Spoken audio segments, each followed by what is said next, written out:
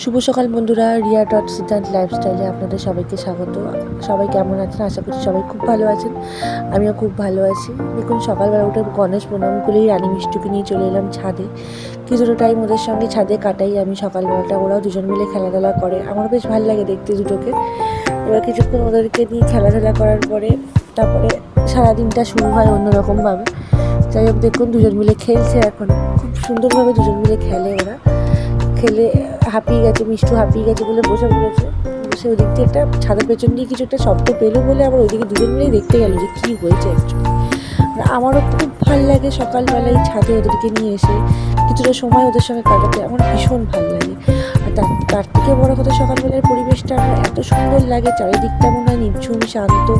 তার মধ্যে মিষ্টুকেও ডেকে বললাম, মিষ্টু চ নিচে চ, সঙ্গে সঙ্গে সে রেডি নিচে যাবে বলে।